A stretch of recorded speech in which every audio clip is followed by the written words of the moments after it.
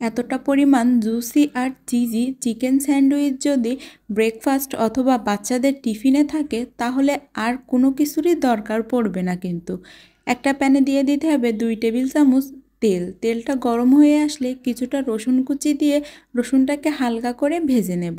রসুনটা হালকা করে ভাজা হয়ে গেলে এখানে দিয়ে দেব 1 কাপের মতো পেঁয়াজ কুচি। এখন পেঁয়াজটাকে রসুনের সাথে ভেজে নিতে হবে।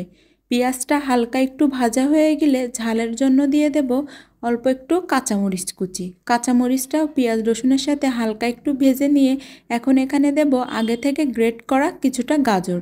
গাজরটাকে এখন পেঁয়াজ রসুনের সাথে একটু ভেজে নিতে হবে যাতে গাজরের কাঁচা গন্ধটা চলে যায়। এবার আগে থেকে সিদ্ধ করা 1 কাপের মতো চিকেন এখানে দিয়ে দিলাম। দিয়ে একটু নাড়াচাড়া করে এখন এখানে স্বাদ মতো লবণ, 2 টেবিল চামচের মতো সয়া সস ও 2 টেবিল চামচ টমেটো সস, সাথে দিয়ে দিলাম 1 টেবিল চামচ গোলমরিচ। এই রেসিপিটা ভালো লাগলে অবশ্যই আমার পেজটা ফলো করার অনুরোধ রইল, সাথে ইউটিউব চ্যানেলটিও সাবস্ক্রাইব করে রাখার অনুরোধ রইল। সাথে সাথে রেসিপিটা যদি ভালো লাগে অবশ্যই একটি শেয়ার করে দিবেন। পুরটাকে 4-5 মিনিট রান্না করে নেওয়ার পর অল্প একটু ধনিয়া পাতা দিয়ে চুলার জালটা অফ করে দেব। চুলার জাল অফ করে পুরটা ঠান্ডা হয়ে গেলে 4 টেবিল চামচ মেয়োনিজ দিয়ে এটাকে নেড়েচেড়ে চুলা থেকে নামিয়ে নেব। ব্যাস তৈরি হয়ে গেল আমার চিকেনের পুর। চুলার জাল অফ করেই কিন্তু মেয়োনিজটা দিতে হবে। এবার আমি কয়েক পিস পাউরুটি স্লাইস নিয়ে নিয়েছি। এখন এই পাউরুটির একটা স্লাইসের উপরে দিয়ে দিলাম তৈরি করা ক্রিমি চিকেনের পুরটা। দিয়ে উপরে আরও একটি পাউরুটির স্লাইস দিয়ে দেব আর মাঝে দেব অল্প একটু চিজ। চিজটা কিন্তু দিলে এই চিকেন স্যান্ডউইচের টেস্টটা কিন্তু মাশাআল্লাহ অনেক বেশি সুন্দর আসে।